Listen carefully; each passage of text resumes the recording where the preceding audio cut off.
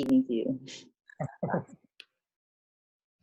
Okay, good morning everyone. It's 9:30 and we need to start because we need to cover a lot of topics today. Thank you, Dr. Jeff, for sharing your knowledge, for your time. Most importantly, thank you, Dr. Morales, for moderating this session, for helping us have this seminar. It all started with you. Thank you so much. And also, Dr. Loretta, thank you for sharing with us your precious Sunday. I know you are so busy, just like everyone else. Thank you so much. Uh, I think let's start. So to really start this session, I would like to acknowledge Dr. Christina Lauretta, our host today. Dr. Lauretta has been a member of the faculty of the graduate program in orthodontics, College of Dentistry, UP Manila for over 25 years. She obtained her certificate of proficiency in orthodontics and her Master of Science in Dentistry Orthodontics from the same institution in 1992 and 2013, respectively. At present, she also serves as a consultant at the Pediatric Dentistry Division of Philippine Children's Medical Center and the Pediatric Dentistry of the Philippines. She is a fellow of the Association of Philippine Orthodontists, Academy of Dentistry International, and the International College of Dentists.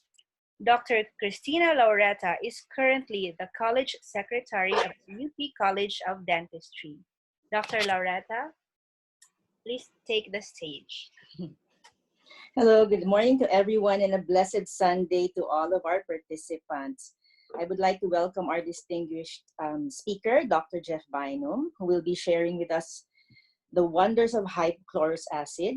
I would also like to welcome our moderator, Dr. Regina Morales, who I will be introducing in a few seconds.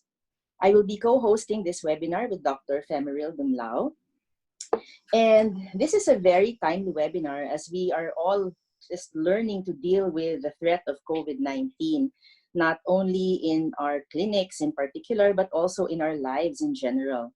I'm sure we all have many questions on the effectivity of hypochlorous acid. What is it? Is it effective? Is it really safe?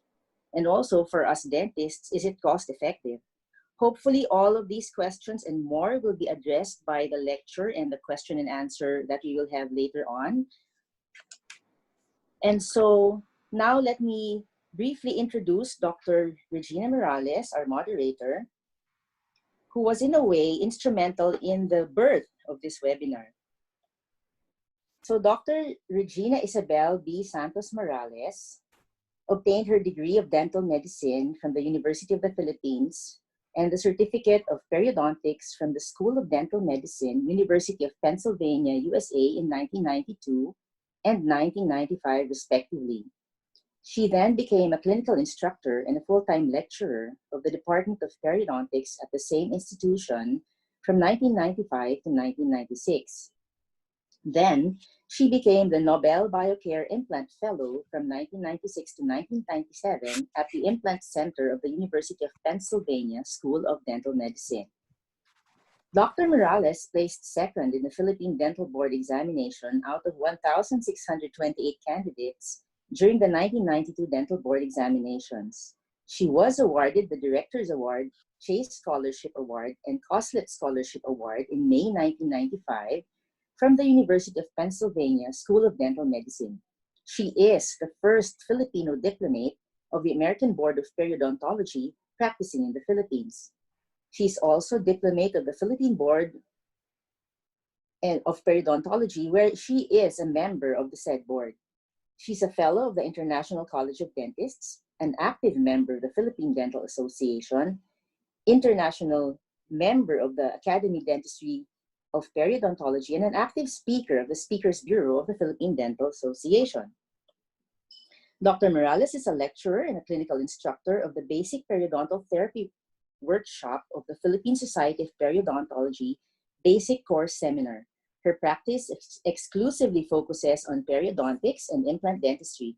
She's an active consultant of St. Luke's Medical Center Global City, Taguig City, and Makati Medical Center, Makati City. So Dr. Morales, it's all in your hands. Oh, good morning, everybody. And good morning, Dr. Dumlao. Good morning, Dr. Laureta. And to all our colleagues, faculty, family, and friends. Good evening to our distinguished lecturer, Dr. Bynum, who is all the way in Florida. Now, we are all excited to hear and listen to learn what is hypochloric acid is all about. I first heard about this only because of the advent of SARS-CoV-2 and how important it is for us to upgrade our existing sanitation and disinfecting procedures everywhere, with ourselves, our, our office, our clinics. As the pandemic started to rise in March 2020 onwards, our lockdown has given us dentists enough time to acquire emerging guidelines and protocols to implement in clinics to mitigate any risk of transmission, be it from droplets, fomites, or aerosols. A lot of our knowledge, it's not moving.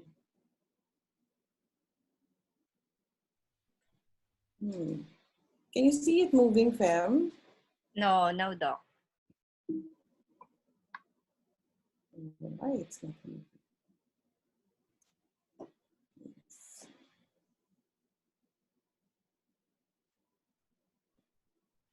Yes. A lot of our knowledge came from webinars and Viber groups that we all shared.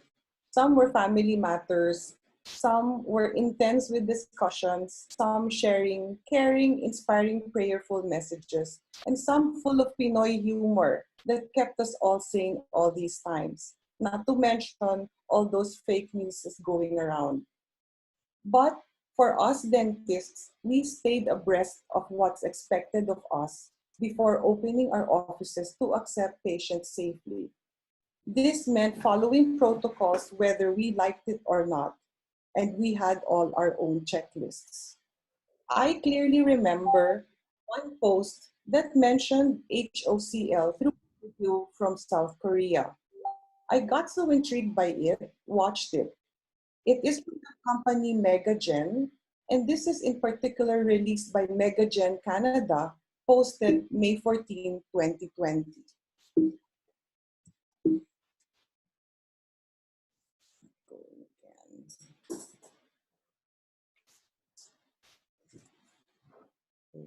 So why use HOCl? According to them, what is actually hypochlorous acid?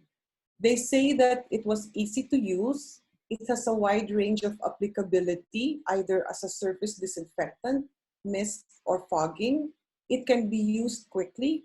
It has a broad spectrum of killing at least 99.9% of the pathogens. They're readily available and have relatively low toxicity to humans and animals. And the best was the costs are lower. So I said, what could this be?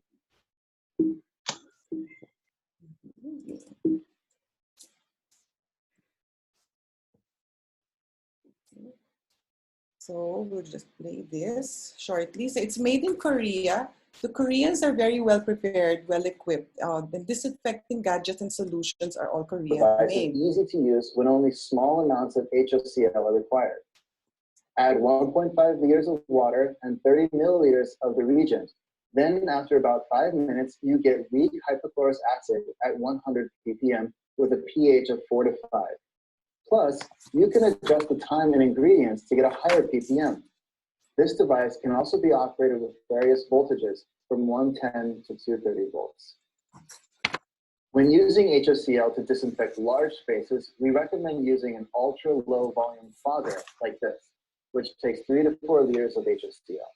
The motor output is 1,550 watts, and it has a fogging range of 7 to 11 meters. The dispenser can also be adjusted to discharge up to 1.2 liters per minute with various particle sizes from 20 to 50 micrometers. So, for a 150 square meter space, the fogger will need 2 to 3 liters of HOCl, and the disinfection process will take about 20 minutes. After spraying, close the door for 2 to 3 minutes, then open a window to circulate the air. By the way, when fogging, just to be safe, it's best to wear goggles, masks, and gloves. In the case of a frequently trafficked building, the use of an HOCl misting machine at the entrance is an effective way to reduce the coronavirus from being carried inside on clothing and on belongings. Each visitor just presses the foot pedal, then a small amount of HOCl mist is released. This is perfect for entrances to clinics, restaurants, grocery stores. So not only did they use it for disinfecting surfaces, but they also use it for clothes of patients before entering the facility, and also as a disinfectant solution for cold fogging machine for the entire clinic. I was pretty amazed. So I had an idea. I called up my good friend, Dr. Marie Valentine Lim, who's a prosthodontist finished in the University of Washington in Seattle, and is currently an instructor for 15 years now at the University of Pennsylvania School of Medicine of the dental school. And she tells me that when the dental school opened in June, HOCl, hydrochlorous acid, was the choice of disinfectant for the school.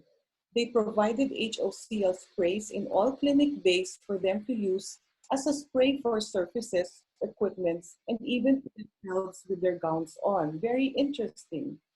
So this gave me more confidence to learn about it. For some reason, it's not working. So the eClean machine is very practical. It was shown as a picture at the video. So I researched eClean, and it was 450 US dollars in Korea, and in the USA, it was 260 US dollars. And then I found many other options that were cheaper in the market.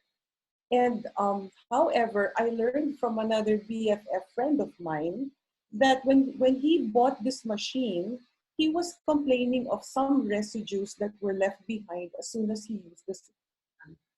And not only that, was that his brand new air purifier broke, and the reason was, upon opening the inside part, that the filter was all clogged with salt crystals.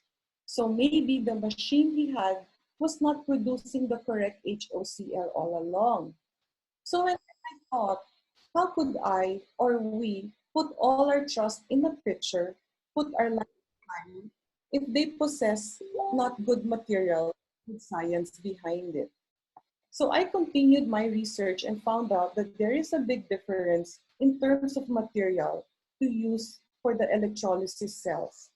Some may use the cheapest kind, which is iron, which means that the anode part corrodes fast, it rusts the solution, the sediments stay at the bottom of the solution, and it becomes yellowish. Some would use stainless steel. But this is a big no-no because it releases exorbitant amount of chromium in solution, which is carcinogenic. And of course, the titanium, which has a very good usage for this. So, titanium electrolysis cells must be manufactured with high-grade titanium. Systems using electrolysis cells that are manufactured from lower quality alloy will deteriorate quickly and may not be generating hypochlorous acid. So if the electrolysis cell is made of lower grade metals, it will deteriorate quickly and will generate harmful chromium compounds that can be carcinogenic. So apparently, eClean 50 and Ecolox machine in the US has the same manufacturer in Korea, Keytech Electrochemical Corporation. They own the patent for these brands, and they are US FDA, EPA, and CE registered and or approved. They have science to show this too.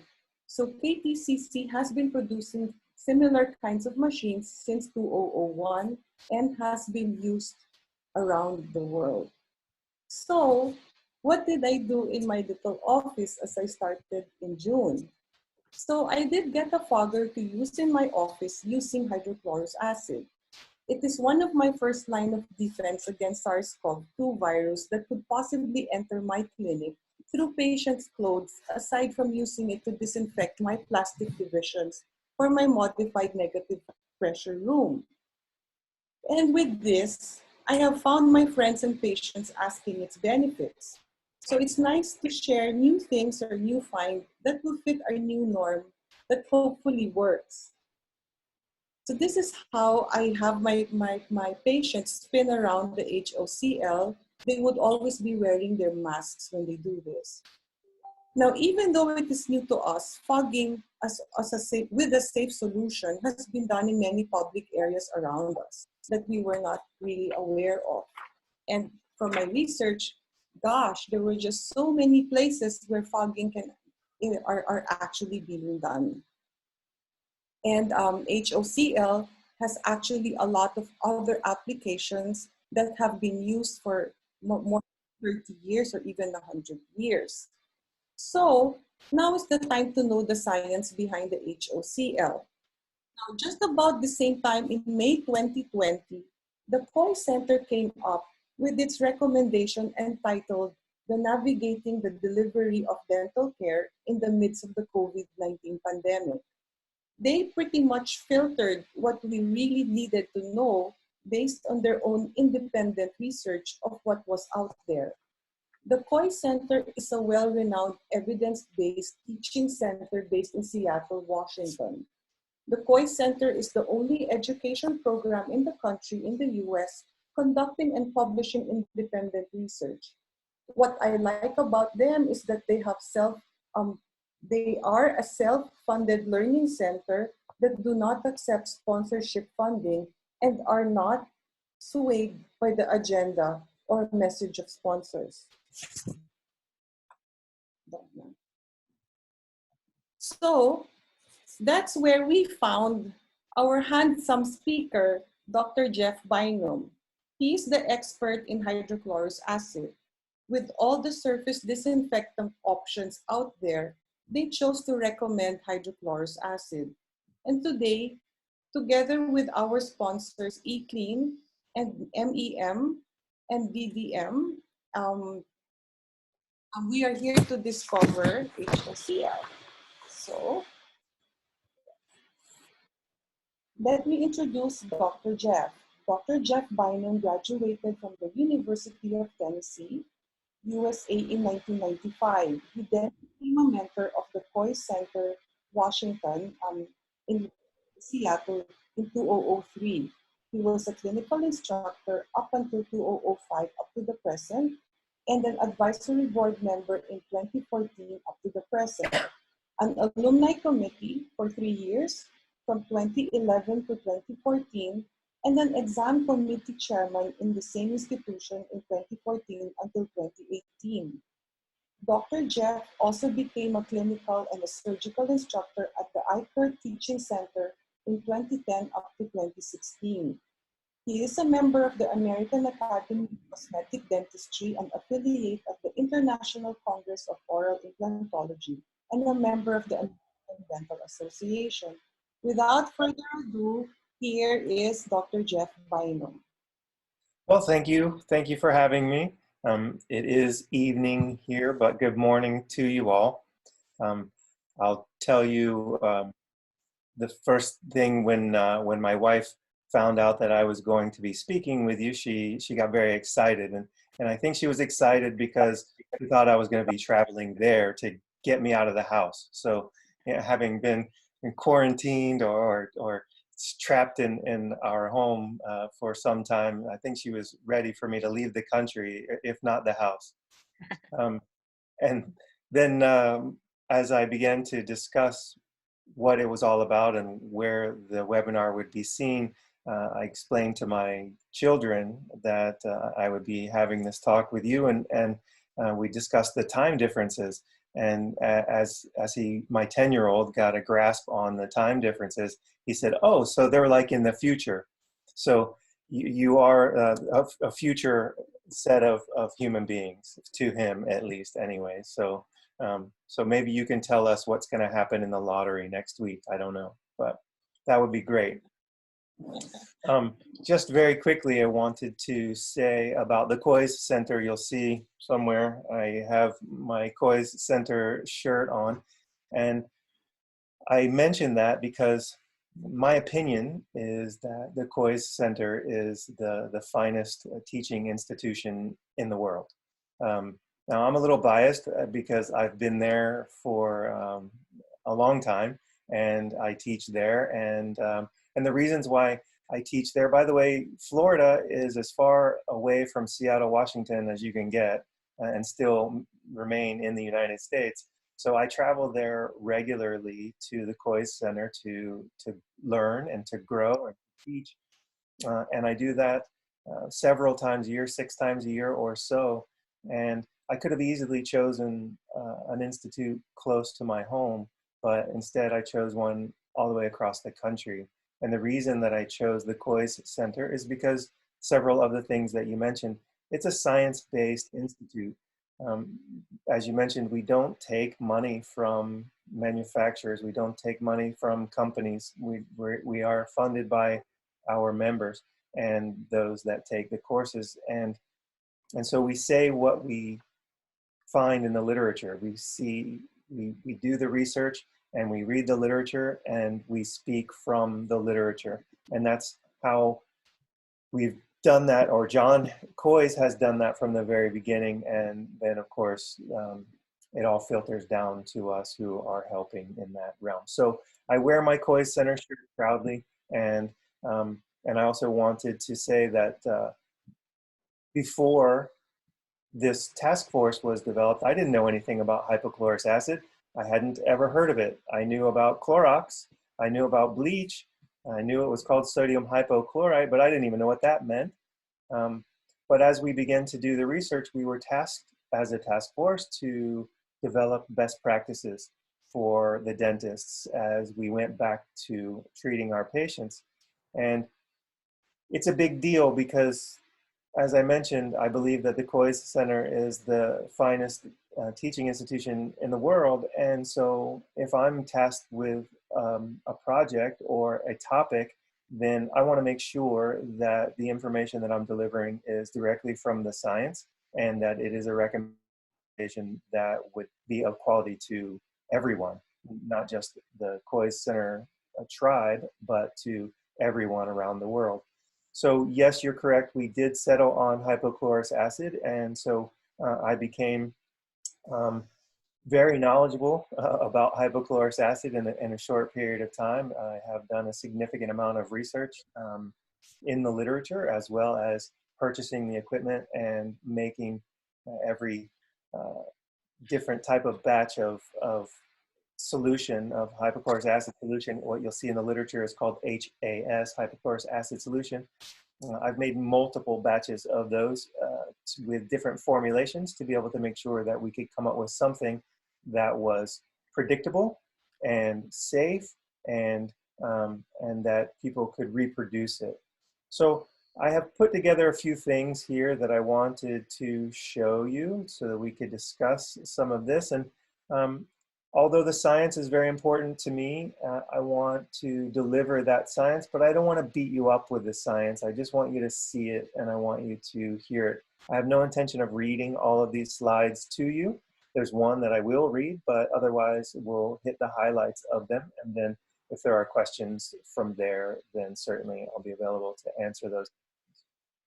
But hypochlorous acid, as already has been shown in the intro, is a very simple little molecule, hydrogen and oxygen and chlorine, the chloride ion anyway. And so if you, let's see, does this not go? You have the same problem. Let me see if I can make it go.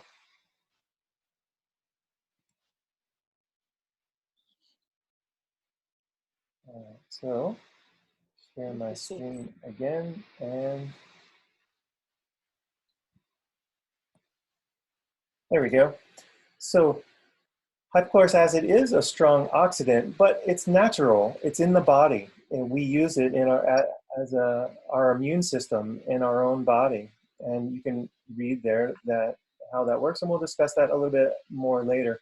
It is a chlorine-based disinfectant that we've been using in this country at least for decades, since the 1700s for sure. And then it became widely used in the 1900s and still being used today all over the place. Any chlorine-based disinfectant, it's disinfectant property is dependent on free available chlorine. Chlorine is what does the work. And HOCl is just one of the chlorine-based disinfectants. There are multiple ones. And so this type of product has been studied widely by many different people, and you'll see what I mean in just a moment. But HOCl in particular has proven to be more efficacious, has proven to be stronger in its disinfectant properties than most, if not all, of the other chlorine-based disinfectants, particularly the ones that are safe. Hypochlorous acid is much safer than bleach. It's less caustic. It's much safer than many of the other products. And because it's pretty simple, it's water and salt, and then some form of electrolysis. You can see down at the bottom here that HOCl has been used in every industry that you could think about, and ones that you put in your mouth. The food industry uses it to clean all of the food and all of the food making products. The grocery stores use them to clean the vegetables and different foods, and the dairy companies and all the hospitals and healthcare workers, and even around children. It's even a product that's placed in diapers for children. So you can see it's on the EPA list to effectively kill the human coronavirus, the SARS-2 virus, and it's in your water. And we use it to disinfect water. So, okay, it does work. It's pretty Dr. simple. Jeff, Yes, ma'am. I was told to use the pad to Yes, change. I got it. Thank you, because I tried the buttons too many times, and now I figured out how to make it work. So thank you for that. But anyway, it's pretty easy to make hypochlorous acid. And basically, if you just take some chlorine and some water, then you put them together, you'll get hypochlorous acid. You could take some bleach and add water to it, and you'll also get hypochlorous acid. You could take hydrogen peroxide and add some chlorine to it, and you'll get hypochlorous acid. But they're not stable. They're not stable, and in fact, hypochlorous acid as a solution is not stable without some assistance. But if you were to take simply table salt, and well, non-iodized salt anyway, just NaCl, and add some water to that, then take an anode and a cathode, and then you will develop HOCl. But the percentages of the HOCl would be dependent upon the pH. And I'll show you how that plays out in the next few slides. But the cathode and the anode are very important. If you don't have a good quality cathode and a good quality anode, then you're not going to get the solutions that you're looking for that have the disinfectant properties and that have the safety factor. So pH is very important to help to regulate those. Not only does it help to regulate it, you'll see in this slide that HOCl is a neutral ion. It penetrates the bacterial cell or the viral cell, and penetrates that because it doesn't have a charge to it. Whereas hypochlorite ion, the OCl negative, then has to work on the outside of the cell. It doesn't penetrate through the cell. Whereas the HOCl can penetrate into the middle of the cell and work on the protein lipid in there and lyse the cell much quicker and much easier, more effective. But to maintain the appropriate amount of hypochlorous acid, it's dependent upon the pH. You'll see in a moment that it will become clear that the lower the pH, the more hypochlorous acid you have. The higher pH, the more hypochlorite ion that you'll have. And the hypochlorite ion is sodium hypochlorite, that's one, calcium hypochlorite, that's another. But it is a disinfectant, but it's not as effective, and it does have some other caustic features that are not as safe and not as healthy for us.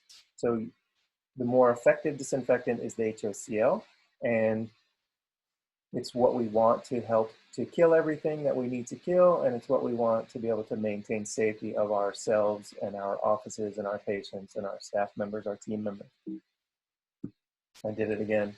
But the biggest challenge is to create that weak acid where the HOCl is the most stable, but maintain the pH in the proper range so that we don't have a chlorine gas, and so that we don't have the majority hypochlorite ions. Instead, we want it to be the hypochlorous acid, and we don't want it to revert back to water and salt, because that will be relatively ineffective as well.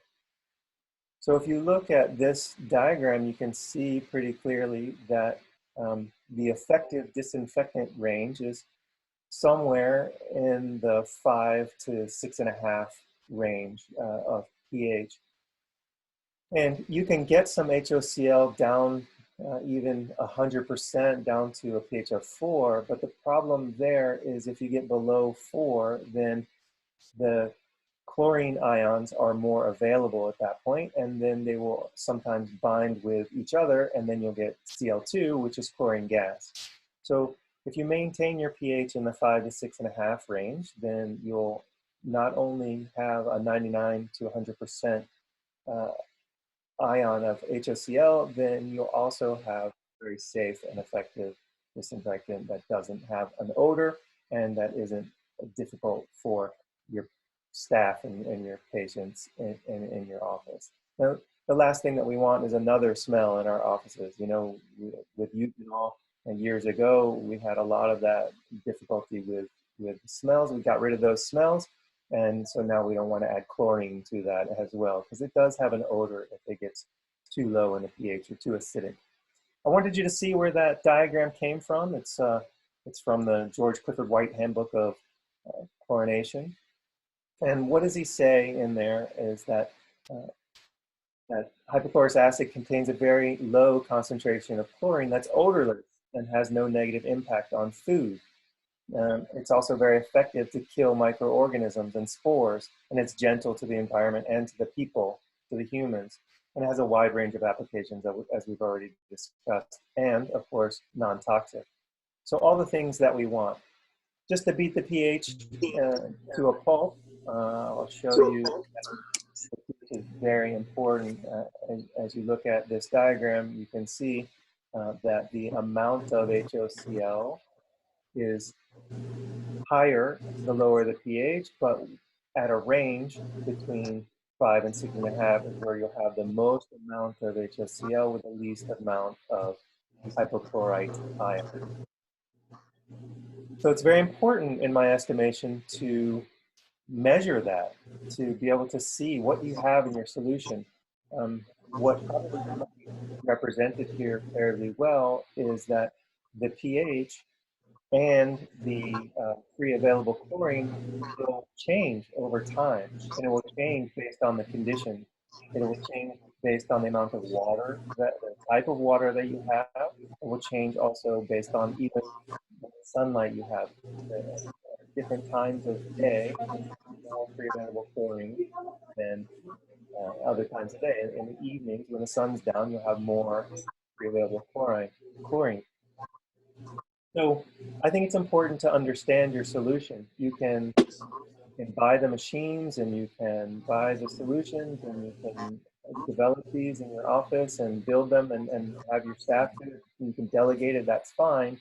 But I think it's important to understand your solution. You know exactly what you've got. It's colorless, it's odorless, and relatively tasteless. So you don't really know what you have unless you test it. So I think it's very important with the now, there's a lot of science, and like I told you, I'm not going to beat you up with the science, but they've been studying HOCl for a very long time in multiple places. The WHO has studied hypochlorous acid, and everything that you see there is exactly what we're talking about now. The CDC has studied it, and if you look at the things that I've highlighted, they show very clearly that it kills mycoplasma and vegetative bacteria and tuberculosis and just about everything. It kills it fairly readily.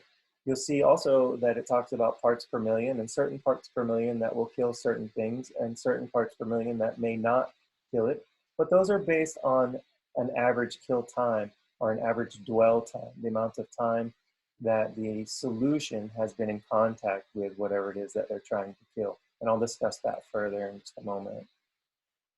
I put this slide here from the CDC because I wanted you to see that clearly these chlorine-based disinfectants are effective in killing most anything. The previous slide showed HIV, norovirus, just about everything.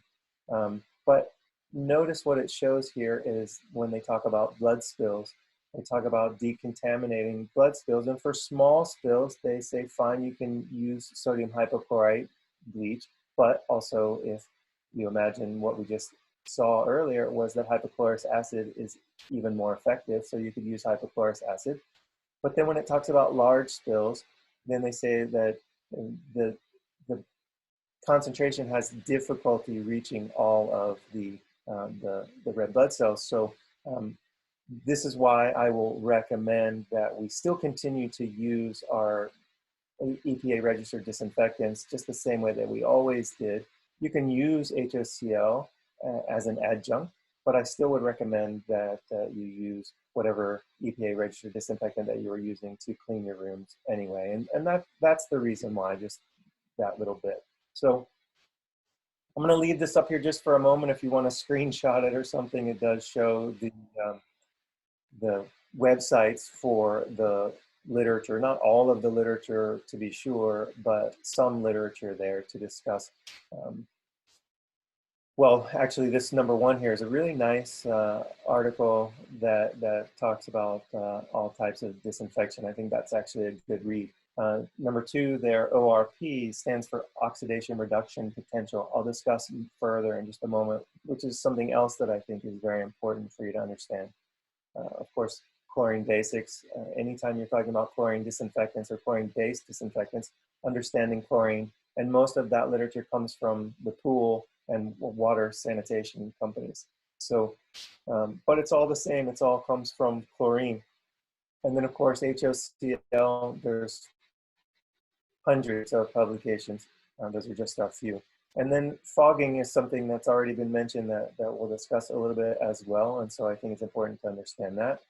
Then of course, the EPA has done multiple studies, and then the CDC has done multiple studies as well. So I just wanted to make sure you had some reference for the literature so that if you wanted to look it up, I don't have to read it to you and you don't have to fall asleep while I read it to you. Thank you for that. Of course, HOCl is antiviral and antibacterial, and so I did put this particular study here to show that they were using hypochlorous acid in this study as a wound care agent. That is, they were placing it on the wound, on an animal study, but directly on the wound. And you can see at the bottom what I have there in green, it says lack of animal toxicity is predicted that stabilized HOCl has potential pharmaceutical applications. That is, it didn't hurt the body, it didn't hurt the skin, it didn't hurt the patient or the animal in this particular study. But it killed all of the bacteria that they were attempting to kill and made the wound heal better. So I only put that there to show its efficacy and its safety. So it kills the bugs, but it doesn't hurt you. If you can put it directly on an open wound, then you know, it may not be so bad to fog the room. If you look at the EPA has it as a registered disinfectant that is effective against rhinovirus, norovirus, adenovirus, every other kind of virus that you might imagine. And if you notice on the right side there, it shows contact time in minutes. So their suggestion is 10 minutes. And there's a reason for that. Depends on what the study was based on and what they were trying to kill. So contact time is going to be something important that we'll discuss in just a moment. But if you imagine that the norovirus is basically treated exactly the same way that the SARS-2 coronavirus is. And so what they say to kill the SARS-2 COVID-19, you treat it the exact same way as the norovirus. And so if you look up any study on killing norovirus with HOCl, then you can see that it is effective and that they would recommend a 10-minute kill time or 10-minute dwell time. That is, the solution would have to sit on, the virus would have to sit on the solution either way. It would have to be in contact for 10 minutes. And that is to kill 99.999 free log base 10. You'll see in just a moment. The point of the matter is it kills just about every darn thing that you want to kill. And so, so the EPA register has that registered as a good solution to kill the norovirus as well as the COVID virus. Every time I've ever talked about hypochlorous acid, I get hit with 1,000 questions about parts per million. So I want to cover a little bit about parts per million so you understand a little bit. They say that to work with food, you would use 250 to 200 parts per million. To kill certain bacteria and viruses, 200 to 400 parts per million. And the idea is the higher the parts per million, the more things that you can kill, and the more things that might be difficult to kill, you can kill with a higher parts per million. And I don't disagree with that, but it is a little convoluted. In fact, in those examples, their suggestion is that those are based on a kill rate of 30 seconds to a minute. So the longer that you have it on the solution on there, on the surface, then the more opportunity that you'll have, even if it's at a lower part per million. Part per million, by the way, is difficult to ascertain for a couple of reasons. One is because I don't know what color that is on my little test strip. I don't know, is that purple, is that black, is it black, or is it really black, or is it super black, or what color black is it? There's lots of colors of black. Now, I'm a man, I don't really see all those colors. I don't even know what fuchsia is, but I'm certain that you all have a better handle on that than I do. My point is that 200 parts per million, or is that something less than 200 parts per million, or is it more? Not to mention those test strips aren't designed to measure higher than 200 parts per million. So it may be 10,000 parts per million. I have no idea. All I know is it's dark in color. And then there's something else I'll show you in a minute that talks about parts per million again. But if we look at concentration times time, the idea is the higher the concentration times the amount of time, the higher the amount of time that you have the solution on what you're trying to kill, well, the more kill rate that you'll have. So if you have a lower concentration and it's on there for a longer time, you can still kill it. If it's a higher concentration, you don't need nearly as much time to kill it. The formula goes something like this, and so this is the part where you'll nod off just for a bit, but I won't dwell on it. The idea is concentration times time, and so it's pretty easy if you just rule it down to that. But it's simply stated that the higher the concentration, the less contact time that you need. Even 50 parts per million will be effective against this virus and all of the other viruses that we're concerned about if you give it enough time, which is the reason why they recommend 10-minute kill time. So if you have a dwell time or a kill time of 10 minutes, if the solution's on the surface for 10 minutes, you're likely to kill just about everything that you need to kill. So I mentioned ORP and my difficulty with parts per million. I think ORP is much more important. I think ORP is more accurate and easier to determine. So this is the one that I'll read to you. And so it's a little long, so here I go. Much of the literature discusses parts per million of HOCl or parts per million of free chlorine ions, that is FAC, AFC, with the same thing, free available chlorine. It determines the effectivity of the disinfectant. Parts per million is difficult to accurately determine and due to the inability to accurately distinguish between free available chlorine. The parts per million reading often reflects combined chloramine rather than free available chlorine. So I won't read the rest of it out loud, but the idea is that what parts per million tells you is that there's chlorine there. There are chlorine ions in there, but it doesn't tell you where they are, and it doesn't tell you how effective they are. So if you have an ORP reading, it tells you the reduction potential, that is the oxidation reduction potential, that is its ability, its effectiveness to kill something. And so If you know that the ORP reading is 650 millivolts or higher, then you, and that was based on drinking water studies, based on potable water to kill all of the microbes that might well be in water before you drink it.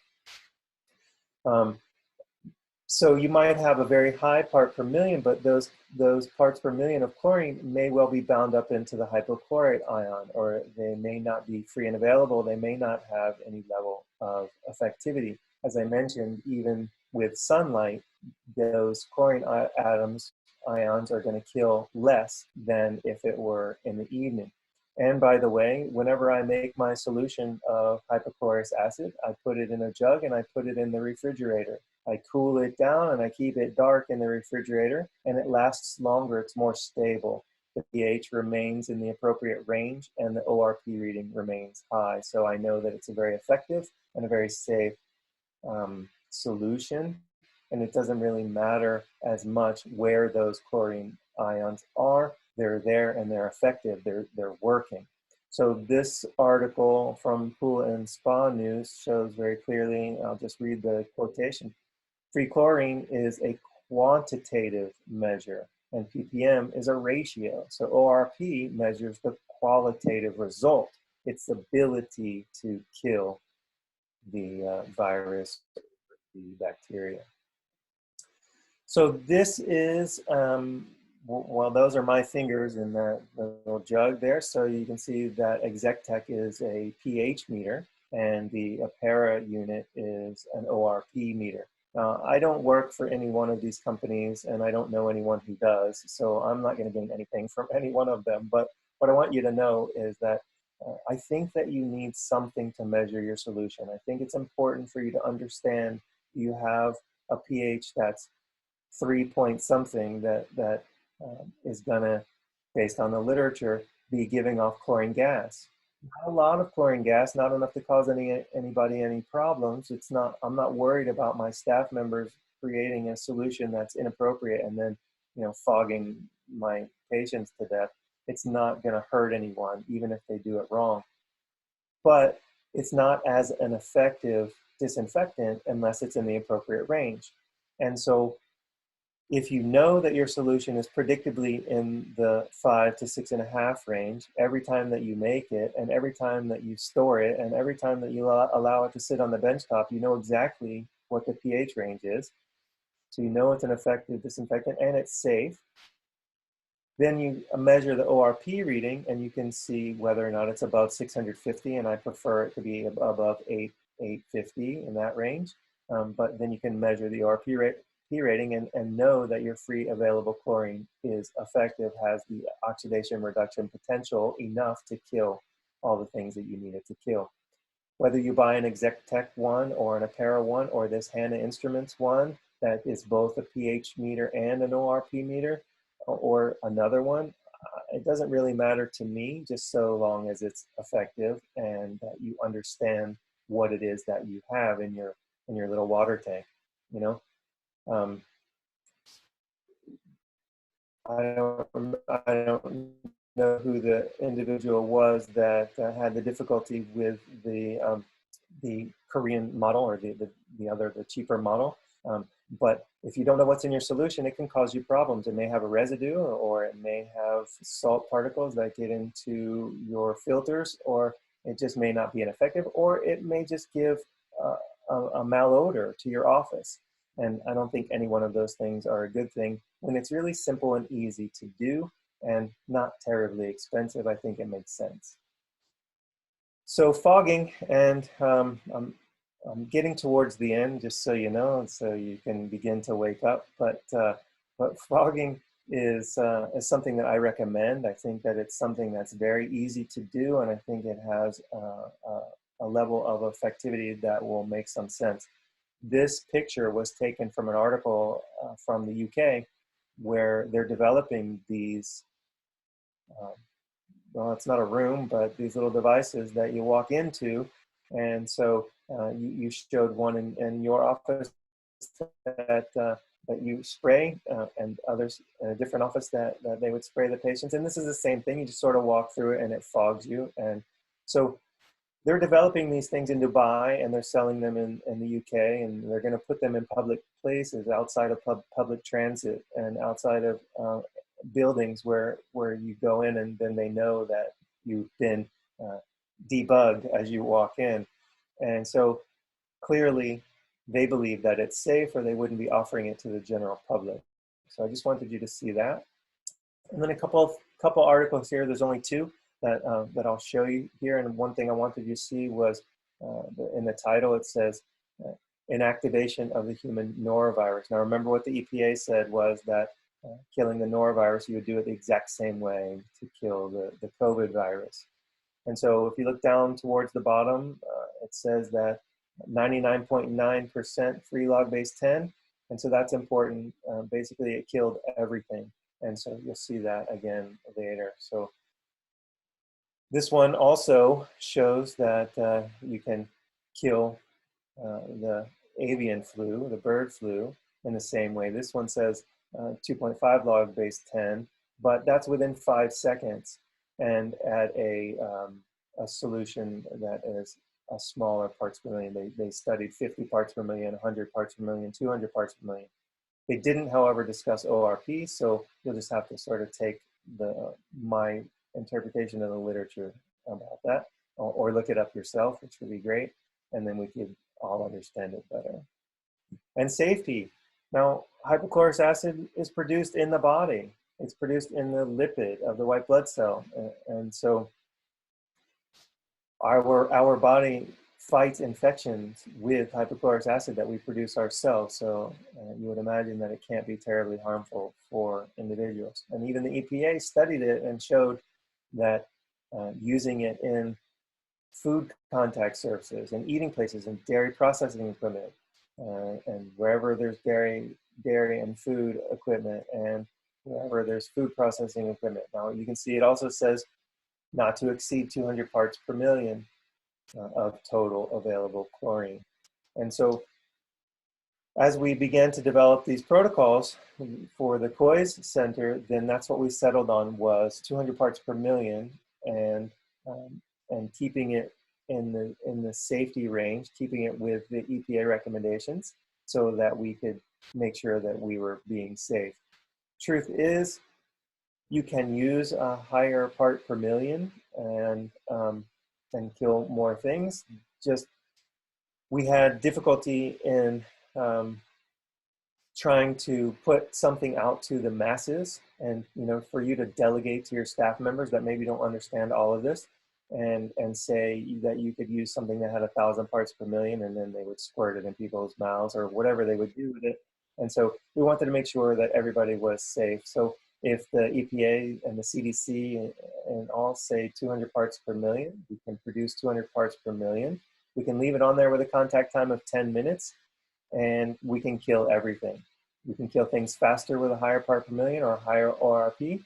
But that's the beauty of the ORP is even at 200 parts per million, if your ORP is 850 or 1,000, then you're still killing all of those bacteria and viruses with a lower contact time.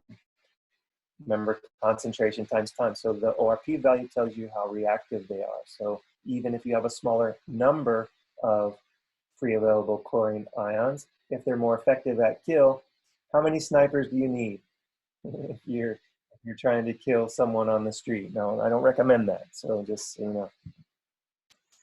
know. And then as far as safety goes, these two articles show that they developed solutions for ophthalmologists to place droplets in patients' eyes to kill the bacteria. So they're actually placing it in patients' eyes, in their eye drops. So it showed a nice kill rate and did not cause the patient any difficulty. So you've already seen a video, so I think what I have to do here is stop this, but I just wanted to show you the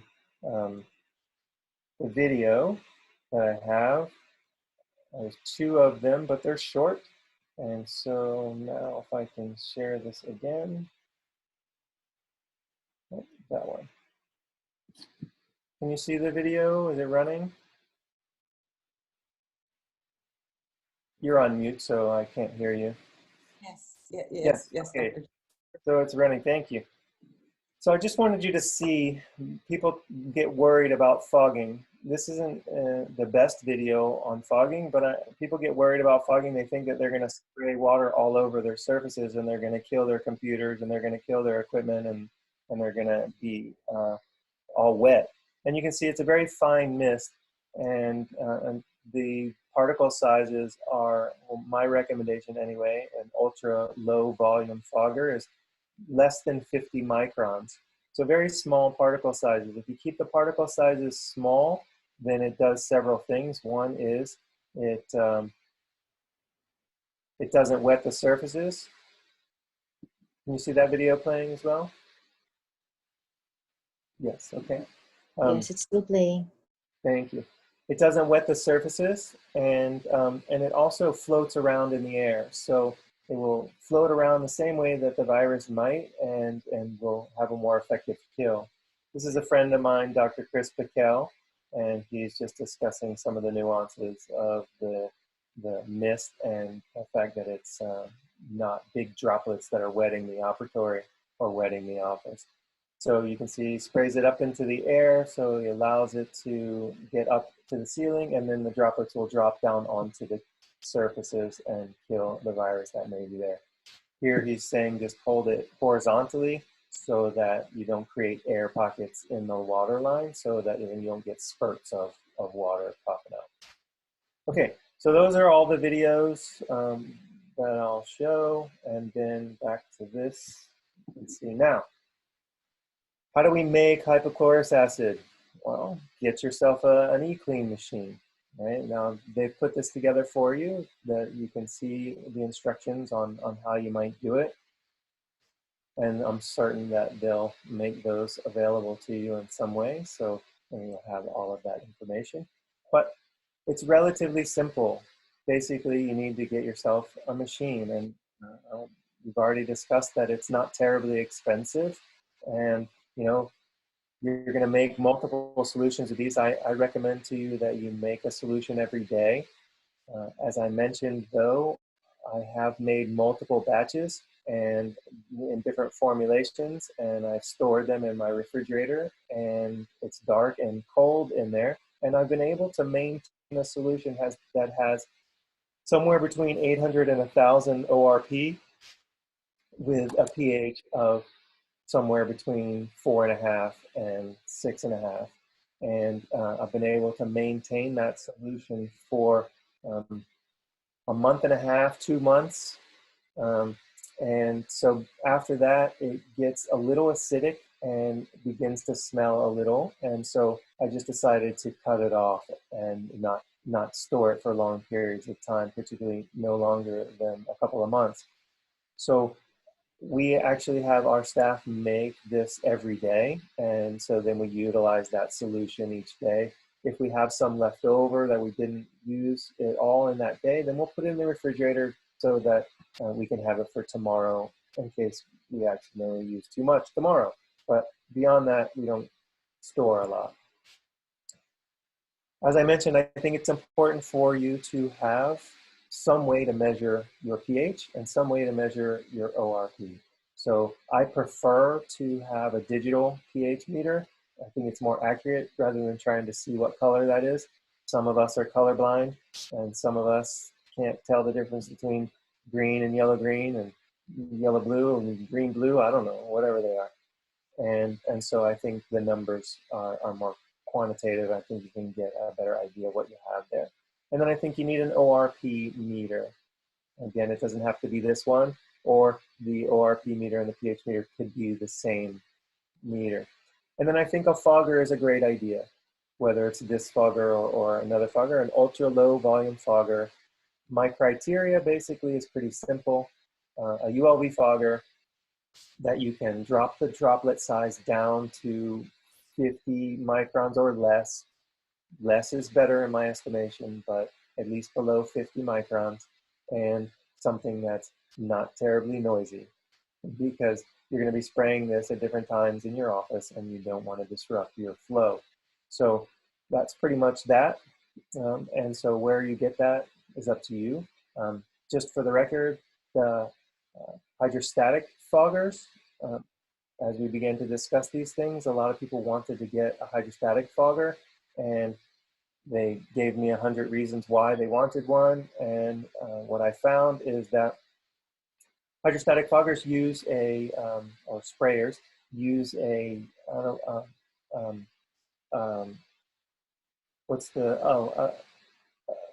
static electricity. There we go. Thank you.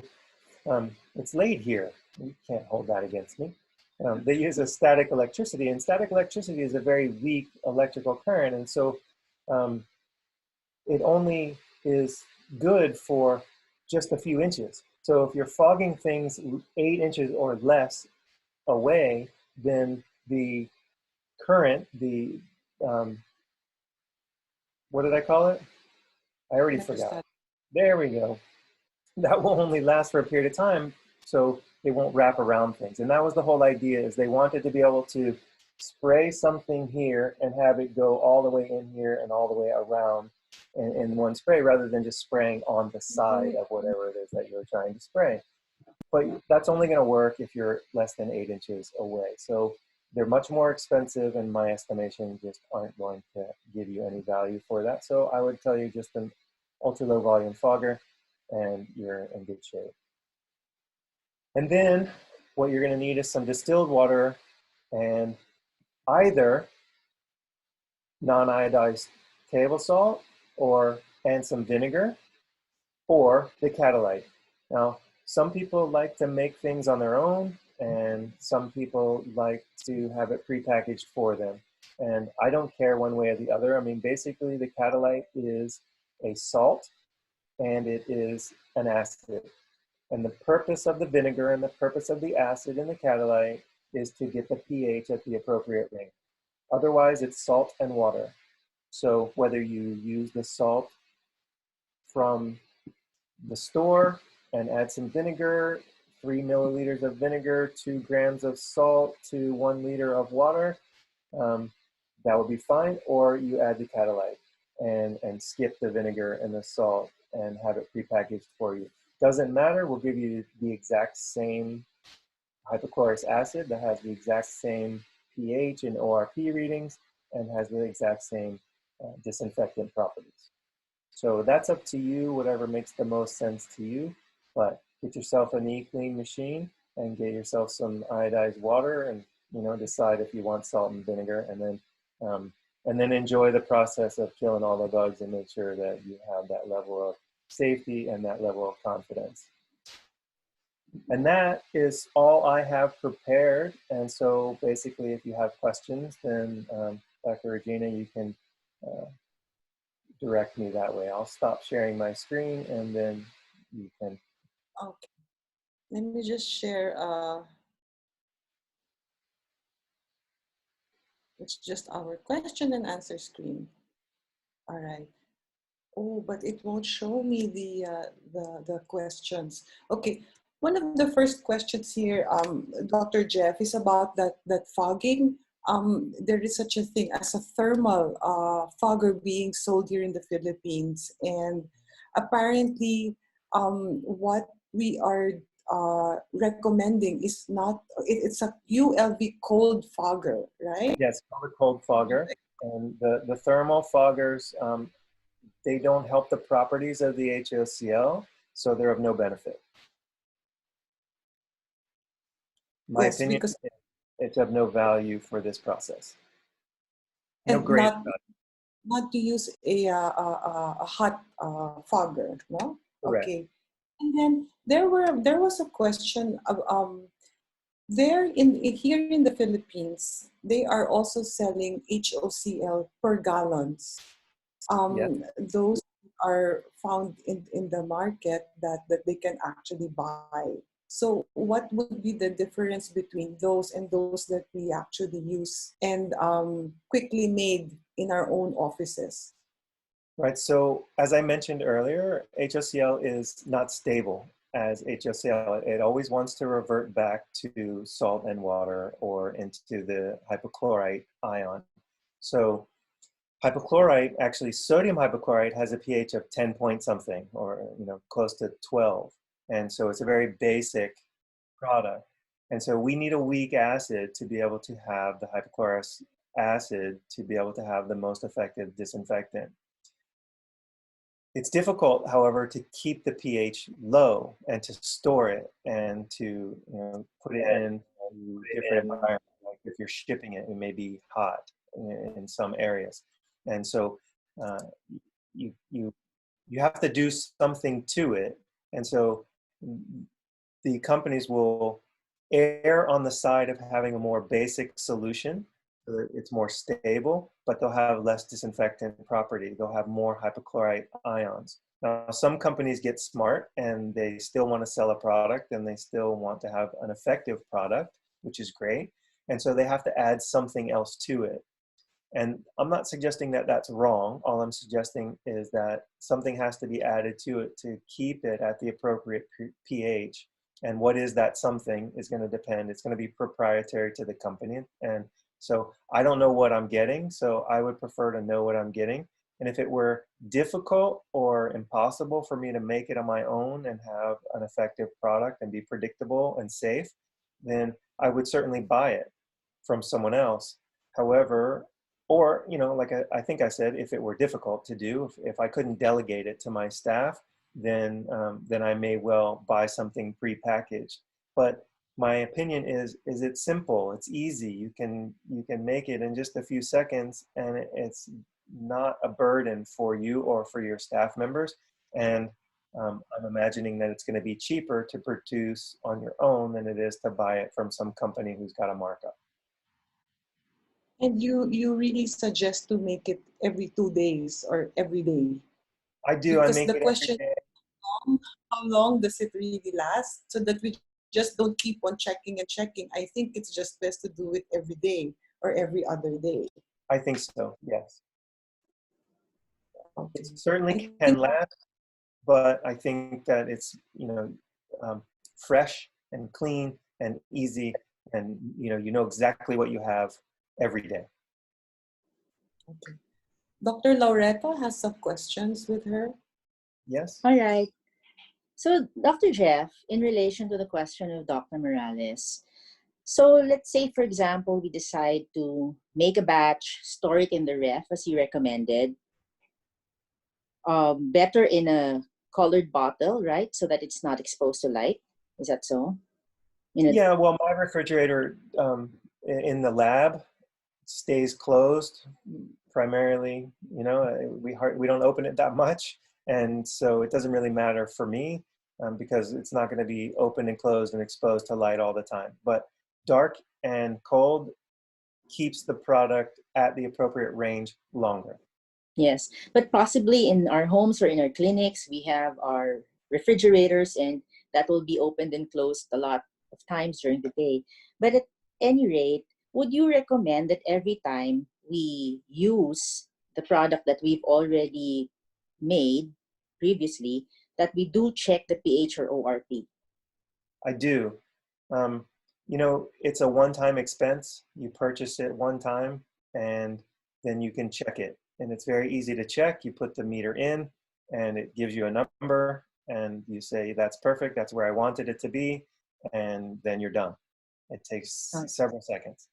Yes, okay. So aside from fogging, we can use it to wipe surfaces, Yes. right? And You can if put we it in. do that, how long do we have to leave it on?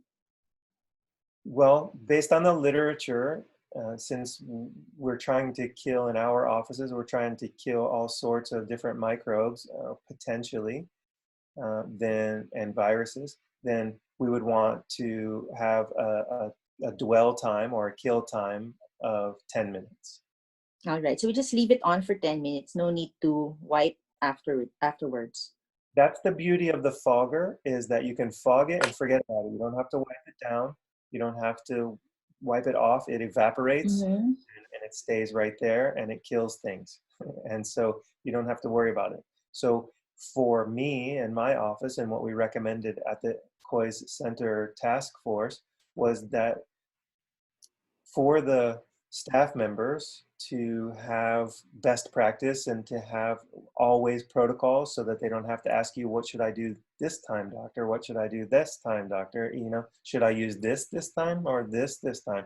I hate those questions. So I would much rather have an always protocol where they wipe down the room the same way that they always did with their regular EPA registered disinfectant, the same way that they would turn around a room and then fog the room. And then that way, 10 minutes later, you know you've killed everything that may have been lurking around the corner, that may have drifted down from the ceiling or from an aerosol procedure or from the patient's sneeze or, you know, whatever it is. You know that you disinfected the room and you've also protected yourself even further with the fog and with the HOCl. So fogging and disinfecting in between patients is recommended. At the COI Center, what we settled on as a group was that you would fog every day, just in the evening. And many of my colleagues have taken that fog at lunch, or they'll fog, you know, a couple of times a day. And many of them fog between every patient.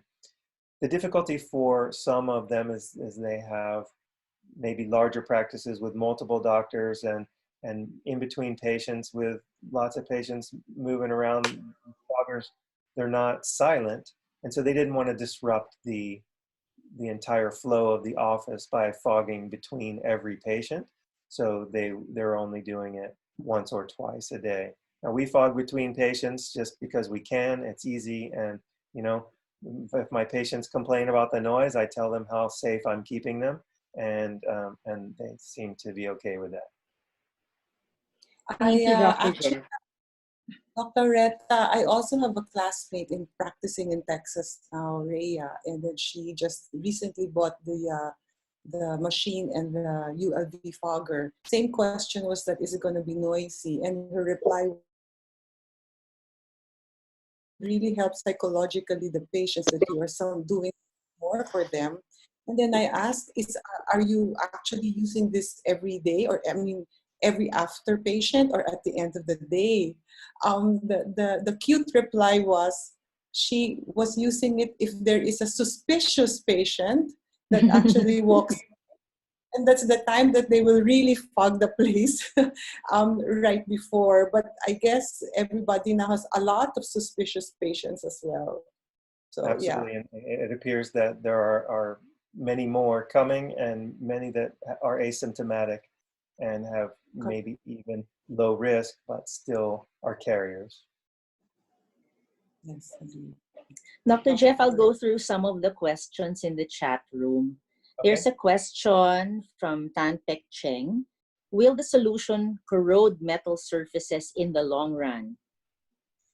So we haven't noticed anything other than in the foggers, in the reservoirs, in the foggers, that the solution will then create some rust of the screws in those foggers. We haven't noticed anything in the operatories, in the treatment areas, in the offices, because we're not dousing the surfaces. They're very fine particles. They're 40 microns or 30 microns, and it's not wetting the surface. So it's not been an issue. And the literature, much of the literature has been done in the dairy industry and in the farm industry with animals, and they have stainless steel drums that they use to collect the dairy products and store them and whatnot, and they're not reporting rust in those either. So what I would say to answer the question is relatively no, but where the solution sits and is liquid in those reservoirs, then you may well have some rust or some corrosion associated with that. You know, sort of like at the ocean. You know, if you put a screw in the water in the ocean, then you know it's gonna corrode. And another question from Lourdes Massa is, HOCl safe to use as a pre-op mouth rinse? So safety is not a problem. In the task force at the COIS Center, we decided against recommending it for a pre-op mouth rinse, just because we didn't have all of the study all the literature that we have with iodine and with peroxide. So we believe that it's effective, but we don't have all of the answers, and so the concern was, what if what we don't know becomes a problem? We don't want to make recommendations for people that could potentially cause some sort of an issue when iodine is cheap and peroxide is cheap. So it didn't make a whole lot of sense to make a bold recommendation without the science. So better for pre-op mouth rinse would be iodine and hydrogen peroxide. Yes. We use... How about sorry, go ahead. That's okay. We use a product that is called CTX4. It's basically a bleach product. We use it for disinfection of periodontal pathogens, as well as caries prevention, decay prevention. It kills all of the bugs. And because it's a hypochlorite, sodium hypochlorite, it is very effective as well. So the product is called Carie Free, and CTX4 is the specific product. Mm-hmm. How about for using the solution to soak washable PPEs? Would you recommend that? So yes, you can certainly use HOCl to disinfect your PPE. The problem, though, is none of the PPE is as effective if it's wet. So the fibers in the masks and gowns, then they don't trap the microbes and the viruses as readily when they're wet. So if you're going to fog them, or, well, you wouldn't want to spray them, is my point. You know, you could certainly disinfect them, but you don't want them wet. I see. So we don't do that in practice. We just use disposable stuff. Dr. Jeff? Yes, Dr. Morales, go ahead. Now there was a question here, is why is it the suggested salt to use is non-iodized, not the iodized salt? Yeah, we don't want to add more chemicals to it. We just want the sodium and the chlorine. In fact, we don't even want the sodium, but we have to get the chlorine there somehow. And so safe and easy with NaCl. And so you start adding other chemicals and other ions and atoms to mix, and you end up with other products potentially. And also, can HOCl be used to clean our dental lines or tubings? Yes. In fact, there are many folks that use a lower concentration, a diluted concentration in the water lines, and they just put it in their water. And so anytime their water goes through the line, it disinfects itself. I believe they're using 20 parts per million or 50 parts per million. But again, even at a low concentration, that way you can still kill all the bugs. If it's safe for water and potable water, and safe to disinfect your water to make it potable, then why not in your water lines? And your patients aren't swallowing a lot of water from your water lines anyway, so it's really not a non-issue. And even if they did, it wouldn't be a problem. Loretta? Yes, Dr. Jeff, another question is it safe to use other chemicals with it? For example, just use it for fogging, then another chemical to spray on the dental chair. Yes, and in fact, that's exactly what I was recommending, was to disinfect just as per your usual, and then fog behind that, and just let it evaporate and dry on the surface, and then, you know, in 10 minutes you've had the appropriate amount of dwell time. But the chemicals there's not a lot of chemicals in there. So there's not a lot of things to react to cause caustic issues. So that has not shown to be any issue. Okay, the next question, Dr. Jeff, is do we just discard the HOCl that has become acidic after some time? Can it be reprocessed? I suppose the most appropriate answer to that question is I don't really know.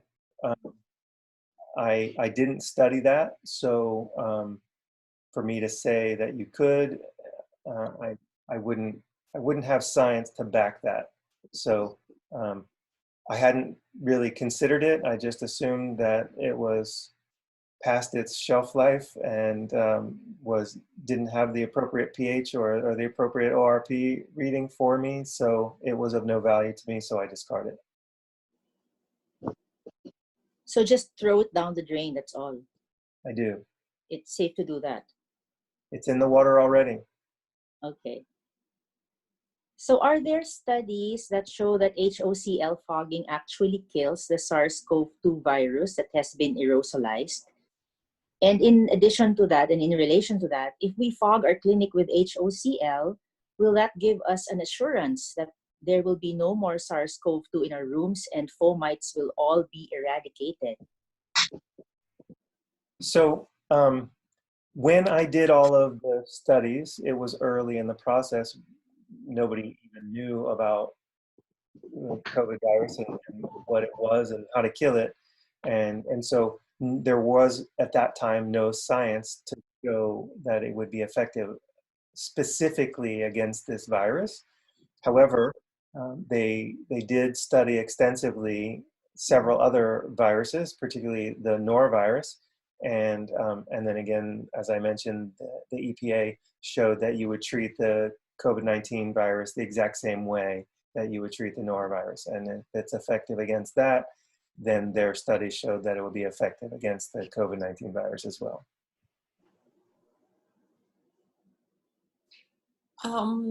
Dr. Jeff, there's a question on when you inhale the fog or the possible mist as well, will it have any effect on your lungs or on your respiratory system? Yeah, so I looked in the literature specifically for that question, and I didn't find anything that showed that that it had been studied. And so, as I mentioned before, hypochlorous acid is formed in the body. We make it ourselves, and so there were some studies that that they did where they were injecting people with hypochlorous acid under their skin, sub-Q, and then those people had some difficulty, but it doesn't. The amount that they were placing in there and the way that they were doing it, then of course was the reason. And so the idea is that if you look at the chemical makeup of it, it's already there in the air, it's already there in the water, it's already there in the body. So I wouldn't recommend to you that you ingest it the same way as you shouldn't with any liquid in your lungs. But there's no study to show that inhaling it is going to be a problem for anyone. Okay. Doc? So is it also safe to be used in sensitive areas like baby nurseries? Can it be used to clean the feeding bottles of babies? It has already been for decades. As I mentioned in the beginning, they use it in diapers. And so it's placed in the diaper to kill the bacteria and decrease the odor. So yes, it's used in nurseries, it's used in hospitals, it's used in and on and around children, and has been shown to be safe and effective. It is supposed to be odorless, right, Dr. Jeff? Yeah, so I say relatively odorless because I do notice a bit of an odor. But early on when I was playing with the different formulations, then I had more odor. And then when I began to test with the ORP meter, then I found out why. because there was more chlorine gas, there was more Cl2. And so my pH was lower than it needed to be. Even though the test strips showed me that I was in the right range once I had a properly calibrated pH meter and a properly calibrated ORP meter, I knew much more clearly what was in my solution and why I was having the difficulty. So I was able to adjust the amount of vinegar to decrease the amount of vinegar. Now, just for the record, because the question may come up, the company recommends, I believe, 5 milliliters of vinegar to 1 liter of distilled water, but but I found that that was too much, and the reason is because if you look at the pH of water, you would imagine that the pH of water is supposed to be 7, but the pH of distilled water is 5.8. So already we're a bit lower than, or a bit on the weak acid side already just from the beginning. So I found that if you added 5 milliliters of vinegar to a 5.8 pH solution from the beginning, now your pH has dropped well below that and into the 4 range. And so then that's when I would begin to have an odor. When I keep my pH in the 5 to 6.5 range and my ORP in the ideal range, then I don't notice the odor. And what I do notice is kind of a clean smell. It's not a chlorine smell, but it's kind of a clean smell. I can't really explain what that means exactly, but I don't, it's not distasteful. Mm-hmm. Do you think we could add something like essential oils to improve the odor? Is it possible to do that? There's a question about it. Yeah, so I've been asked that question before, and the only thing that I can say is probably. I don't have science to back it, but I would imagine that that you know we already can use essential oils in the office and diffuse them and create a different atmosphere as far as what lavenders or whatever that may be have a calming effect, that sort of thing, and certainly make our offices smell better. And so probably it would do the same thing if you fogged it. But I don't have data, so I can't say with any science backing. So Dr. Jeff, you talked about the proportion of 5 milliliters of vinegar to 1 liter of distilled water, but that gave you a lower pH than that was desired.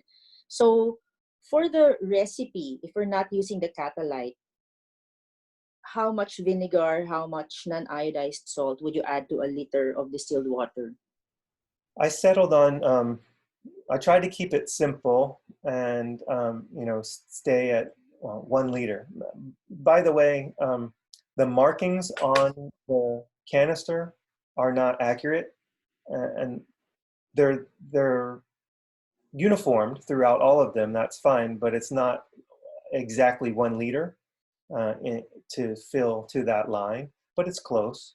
And the scoop is not really an accurate 2 grams of salt or 1 gram in each scoop. And because you're not measuring it, you're not weighing it. If you were weighing it, then you could say that you had 2 grams, but it's just a scoop, so it's going to have a little bit of error.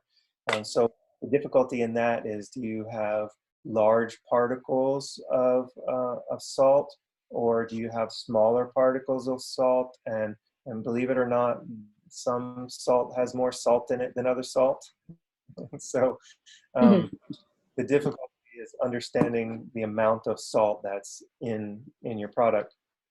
So what we used, and the reason why we used it is because my assistant went to Walmart and just picked some salt off of the shelf that was non-iodized, and it happened to be Morton's salt, and they were the small granule sized salt, and so 2 grams of salt, 1 liter of distilled water, and I settled on 3 milliliters of vinegar.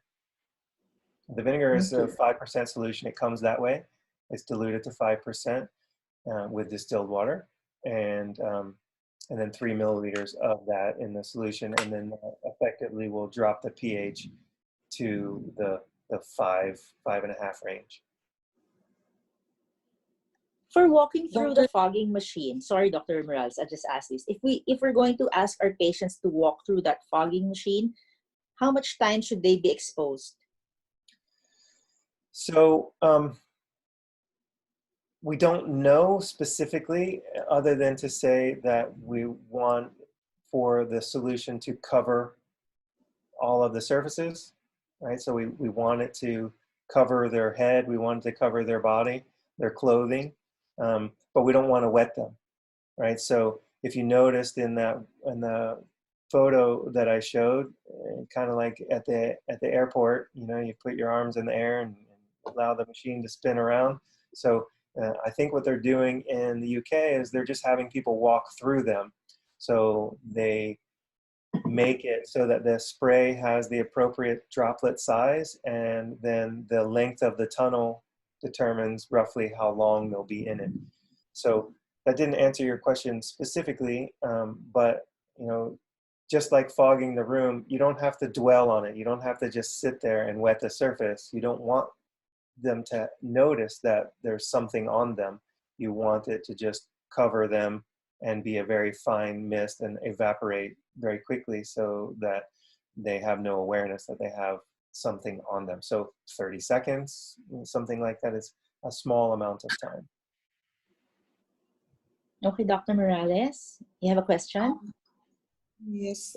Can HOCl replace alcohol? Is it good for our hands? Can it be used for washing dishes? Those were the questions. Right? Yes, yes, and yes. It certainly can. But again, it's about contact time and concentration, right? So, what are you trying to kill? And so, hypochlorous acid, if you're washing your hands with it, as opposed to using a gel, a hand sanitizer, then are you getting it into all of the surfaces? Because it's just like water. You can't tell anything different than water. Whereas a surgeon will scrub their hands and their fingernails, and they'll get everything out from underneath everywhere, and all the little grooves and their fingertips, and so they'll be sure to kill all of the microbes. If you just have a very thin solution like water, then are you sure that you're getting it all off? And I don't know the answer to that. But yes, it is effective, even as a liquid solution. And if you're allowing it to sit on your hands for the appropriate amount of time, that's another issue. How long are you going to allow the solution to sit on your hands?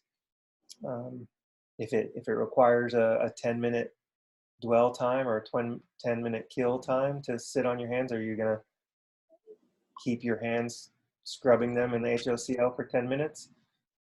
Do you need all that amount of time? And the answer is probably not. It just kind of depends on what you have on your hands, what you're trying to kill.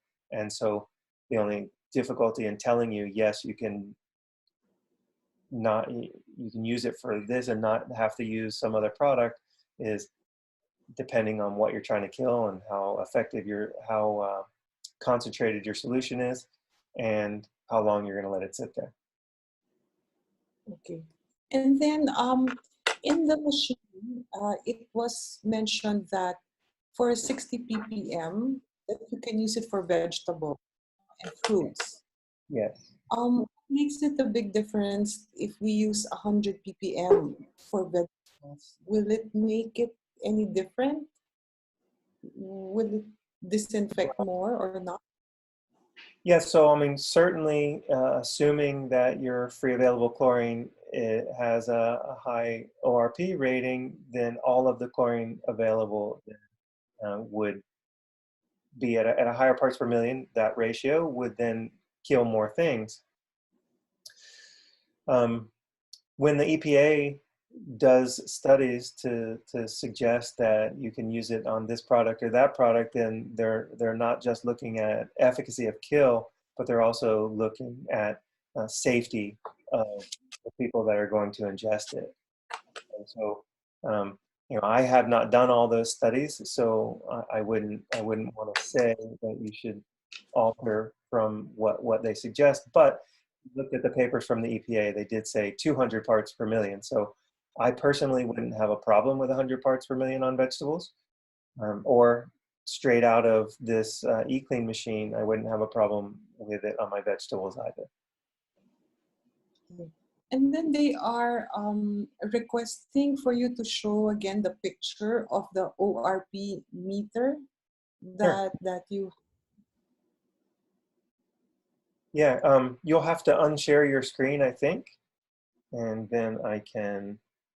And I think, Dr. Jeff, we have to stress that it's not just the buying of the ORPPR pH meter, but it has to be calibrated very well.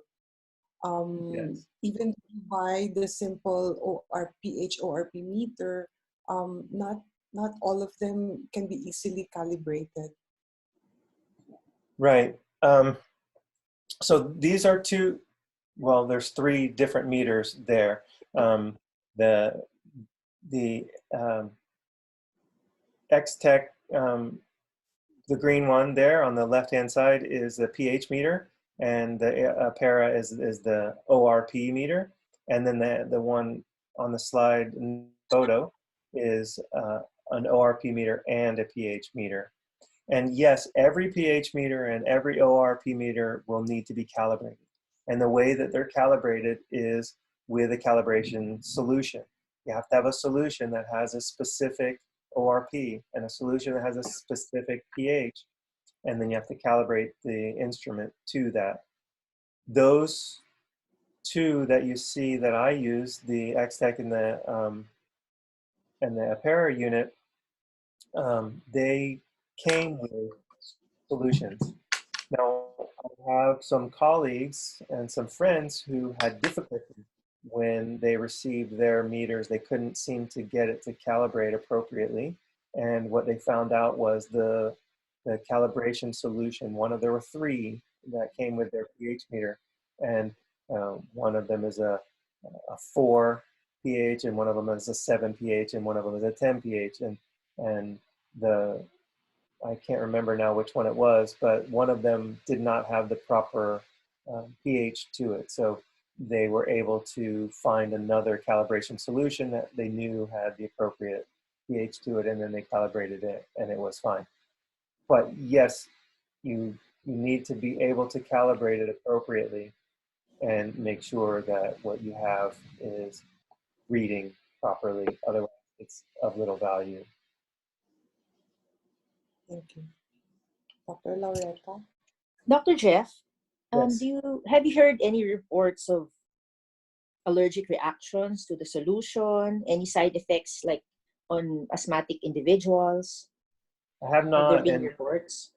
so it's similar in my mind to epinephrine. You know, we've all had people tell us that they're allergic to epinephrine, and we're not really allergic to epinephrine because we produce epinephrine in our bodies. So if they were allergic to epinephrine and we walked up behind them and scared them, then they would die.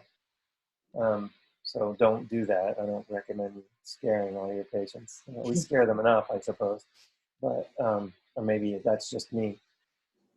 But anyway, so if we produce hypochlorous acid normally in our body, then it would be a rare occurrence that someone would be allergic to it.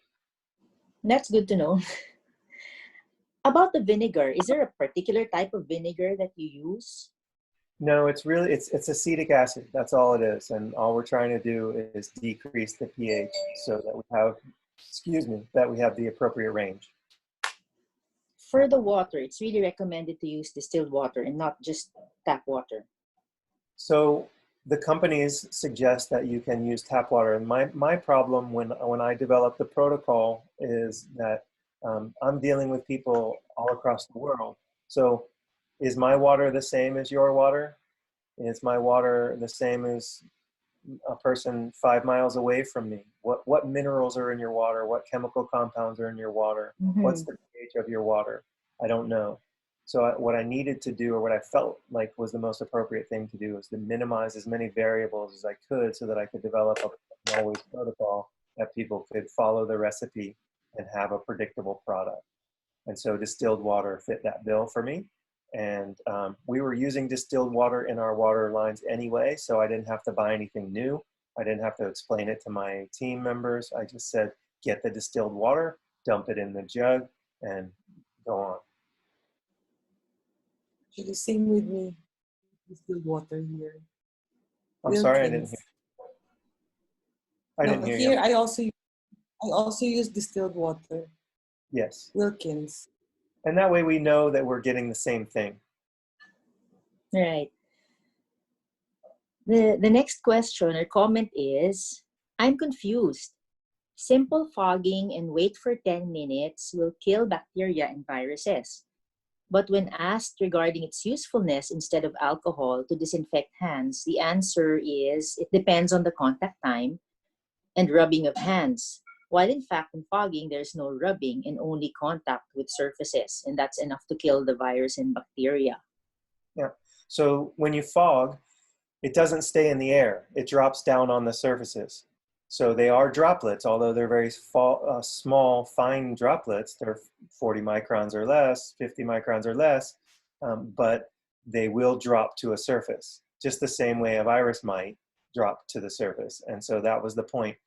If we disinfect with our regular EPA registered disinfectant, the same way that we wipe down the counters and everything else, we know that we're going to kill that virus anyway, wherever we wipe. But the areas where we might not readily wipe, behind things, behind your light handles and whatnot, you might not always wipe there effectively. And so that's where the fogging would come in, because then you would fog, it would be in the air. If there's a virus in the air, then the droplets may contact that and kill the virus in the air. That'd be great. But I'm not worried about that. I'm not counting on that. What's going to happen is those droplets are going to fall to the counter. They're going to fall to the surfaces. They're going to fall on top of the light or on top of the computer or, you know, whatever's there, and catch those surfaces that we didn't readily wipe. And then that droplet will sit on there and sit for 10 minutes or longer, and it will effectively kill everything that we might have missed with our normal disinfectant. Dr. Jeff, do you recommend that, let's say, for example, we're fogging? You told us earlier of a report wherein the filters of, I'm not sure if it was the air conditioner or the air filters that were filled with salt. Would you recommend that when we do the fogging, we turn off air conditioners, we turn off our air filters? Yeah, so that was the original recommendation as we were thinking through the process. We were at the COIS Center Task Force. We were trying to find a way to do this. And that was part of the rationale for people to only fog end of day. So they would turn all of their systems off, and then they would fog and allow the droplets to fall down onto the countertops. And then other people said, well, we can still fog in between patients, and that would be fine. I'll just turn it off while I fog, and then I'll turn it back on, and maybe in 10 minutes. And then other people still just left them on. I don't have a problem with it either way, but if you think about the air purifying systems, if they are a filter type system, then the same problem as with your PPE is going to be there with your filters. They don't want to be wet either. And so if you are wetting them, if you do have a fogger that the droplet size is quite large, then you may well wet the surface. And if that does get in wet the filter, then your filtration is going to be affected. It's not going to trap as many of the viruses or bacteria potentially as if it were dry. So I don't know if that answered your question or not, but that's what people would do, is they would turn it off and then fog either end of day or between their patients. Yes, because these devices are quite expensive. We don't want to damage them, right? Yeah, and it was really the filter was the bigger issue than the device. Do we need to even measure the pH of the distilled water before we use it to make the HOCl in the device? No, I don't think you need to measure it on your own before. I measured it myself because I wanted to understand what I was producing and why I was producing something different than what the company had recommended, and why I was having inconsistencies with my product, and so I wanted to understand a little bit better why I had what I had, and what I could recommend to someone else to reproduce what I was getting when I got something that was effective. Dr. Morales, any other questions from your end?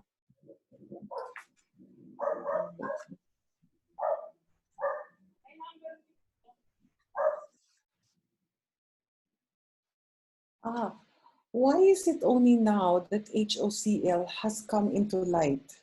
It's been there for 100 years? Yeah, it's a fine question. And what I can tell you is, this is my opinion. I'll give you my opinion freely, but it's just my opinion. My opinion is that there's no one making any money off of it. That is to say, hypochlorous acid is not produced by some company. It's easy to produce on your own, and so it's cheap. And so the difficulty is if you don't have someone backing it, someone to do all of the legwork, and that costs money, and all the research that costs money, and then make a profit from it, then promote it and to market it and to sell it, then you're going to end up with something that may well be effective but has no financial backing. So that's my opinion. And so the good news for us is we exposed it. Yeah, and we had a need, and we were able to find a way to meet that need and not spend thousands of dollars doing so. Yes. And I guess we just like to stress that this is just an added strategy. It is not the main thing that would really stop us from getting any infection. It's just more of a add-on, Right. if you can say. I think all of the things that, well, in dentistry we've been very safe. If you look at our track record, particularly since the 80s with the HIV scare, we've been very safe. The number of difficulties that dentists and dental offices have had have been very minor. There have been very few dentists or dental offices implicated in any disease transmission. And so we do a great job of researching things and utilizing things and keeping ourselves safe and keeping our teams safe and keeping our patients safe. It's in their best interest, and it's also in our best interest. And we're not afraid to spend the time and the energy and the money to be able to help people in a safe way. But we're not stupid either. We don't want to have to spend the money. If we don't have to spend the money, that doesn't make any sense. So none of the things I think that we're talking about are going to be magic or a panacea that will cure everything. We're not selling snake oil. We're not trying to cure the world with an aqueous solution. We're just trying to safeguard ourselves. This virus is unknown still. People don't quite understand exactly what we need to do, what we should be doing, and how to do it, and what's the right thing to do. And so I think just doing the things that we've always done have been terribly effective and will continue to be effective. But if we add on something, particularly if it's cost effective, then we're only making the environment safer and giving ourselves and our patients and our team members that greater assurance that we're doing everything that we can to help everyone. Thank you. No. Doctor.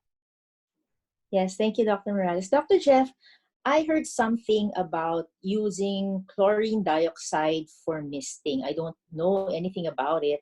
I was wondering if you had any information or any thoughts about it. Yeah, well, we've certainly used chlorine dioxide in many products in dentistry for many years. And again, I haven't studied the effects of that in a fogger and how that might affect the surfaces, your computer systems, all that kind of stuff. So I don't really have enough data to give you that answer. But then my question to you behind that would be, why would you do that when it's not going to be any less expensive and it's not going to be any more effective? So if you already have a product that is inexpensive, easy to produce, and effective, I don't know why I would switch. Okay. Would you recommend, or how would you compare using HOCl fogging versus using UV lights to disinfect?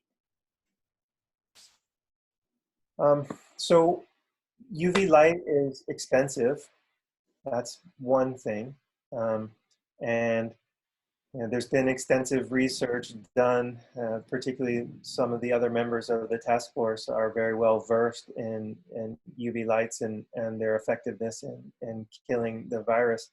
But again, it's inexpensive and it's easy and it's effective. So I have difficulty spending a lot of money for something that I'm not even certain is going to give me a better result. So I would recommend the fogging. I mean, if you were concerned and just didn't feel like the fogging was doing enough for you, you do that first, and then you could look at UV lights as an adjunct to get even more protection. But I wouldn't just throw out fogging altogether and buy something terribly expensive. I would start with the fogging, and then if I felt like I needed more, then I would go to the UV lights. Mm-hmm. Thank you. Another question, Dr. Jeff. If the accepted dose of ppm is 200 to 400 ppm, would you recommend the median dose of 300 ppm for fogging as opposed to 200 ppm? Well, again, parts per million has very little value to me in that discussion because it's more about the free available chlorine and its effectiveness in the kill. So I would rather have less. I would rather have less chlorine and a higher kill of each of the ions. And so it's like having, well, I mentioned a sniper earlier. It would be like having a very large army and only 2 or 3 of them protected you. And so you could have just those 2 or 3 that are protecting you, and you don't need a large army.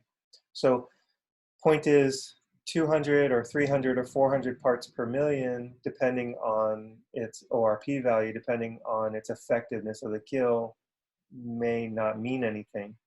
So whether it's 200 parts per million or 300 parts per million in the fogger, I don't think matters one way or the other. And again, to repeat, the ideal pH would be between 5 to 6.5. Yes, ma'am. Now you can go below 5, and that's okay. If you look at the data and the graphs that I showed, that the pH even down to 4 still has 100% or so of hypochlorous acid, which is great, and it's highly effective that way. But now you're potentially releasing Cl2, and so that's when you begin to have an odor. So what I found is if I keep my pH at 5 or above, then I don't have the smell, I don't have the odor. I'm not releasing the chlorine gas, and so I have an effective disinfectant with no odor. And then if I keep it below 6.5, then I'm not releasing the hypochlorite ions, and so then that way I have a more effective disinfectant. And in addition to that, again, when you make the solution, avoid exposure to sunlight, correct? Yeah, light does affect it. It does make it less effective. It decreases your ORP and decreases the amount of free available chlorine. So while you're fogging, I don't think it makes any difference. But what we're talking about is storing. I didn't know anything about that at first, and then I would store just on my benchtop after I would make the solution. In fact, I would just leave it in the jug and then test it the next day and the next day and the next day until a month later I'm still testing, and it kept getting more acidic and less effective. I had a lower ORP rating. So the longer I let it sit there, then the more gases were released and the less effective it was. When I began to put it in the refrigerator, when I began to leave it in a dark environment, then I noticed that all those things normalized a bit. And so that's why my recommendation is, if you're going to store it in a cold, dark place. Okay, Thank you thank so you. much. I think it's getting late on his side. So I look tired. So, Dr. no, Fem, do you have Dr. any Jeff, questions? I think we give it now to Dr. Fem. Yes, Dr. Morales. Thank you so much. I hope everyone learned from Dr. Jeff. Uh, are there any more questions? No more? Dr. Morales, Dr. Loretta, Dr. Jeff, do you have anything else to say before we finally end this session? Oh, just thanks for having me. I appreciate it. It's been a labor of love, and I hope it was of some value. How about you, Dr. Morales? Do you have Thank you. anything else to say before we end this No, session? we would like to be very appreciative of Dr. Jeff's time in sharing all of these new knowledge for us here. And to be patient, maybe in the future we'll ask you again some questions. And by then, that time you will be flying to Manila already, Dr. Jeff. My wife will be happy about that. Yes. Yes, my wife and children as well. Yes. After Okay. COVID, Thank- we'll be clean 50. Dr. Loretta, do you have anything else to say before we end? Well, I just like to thank our speaker, Dr. Jeff, for his time and the knowledge that he shared and for patiently answering all of our questions. I'd also like to thank Dr. Morales for being our moderator, and of course, to you, Dr. Fem and DDM Infinity Enterprise, for hosting this webinar. I hope our questions, our doubts, and fears have all been put to rest about hypochlorous acid. And thank you to all the participants for joining us on this Sunday. Dr. Fem, back to you. Thank you, everyone. Well, this webinar would not have been possible if not for our sponsor, the Keytech Electrochemical Corporation, with its CEO, Mr. Phil Yunsang. Thank you so much for making this possible. Also, through the support of MEM Dental. It is because of their generosity that we made this possible. We also want to thank the support of our distributors in Asia, Susan Chin from Malaysia, Vietnam, India, Taiwan. Some of their dentists are listening in this webinar. Of course, Dr. Loretta, thank you for your Sunday, for your time. Dr. Morales, thank you My pleasure. for being here for as our moderator, as our host, Dr. Loretta. And Dr. Jeff, it would not have been possible if you said no. So thank you so much for gracing us your knowledge, your time, and for patiently tutoring us over the past days how we will make this webinar successful. Thank you so much, Dr. Jeff. Thank you. And to our, of course, to our dear dentists or doctors who are listening all over the world, perhaps. Thank you for your time. I hope you learned so much from this webinar. We recorded this webinar for us to review again soon. And if you have any questions, you may email us at sales@DDM Dental. If you have anything, files from us, if you want anything from us, just contact us. So thank you again. And I hope we can bring more webinars in the future that will be helpful to fight COVID. Especially right now in the Philippines, we are on modified ECQ. So I hope this will become a tool as well for us.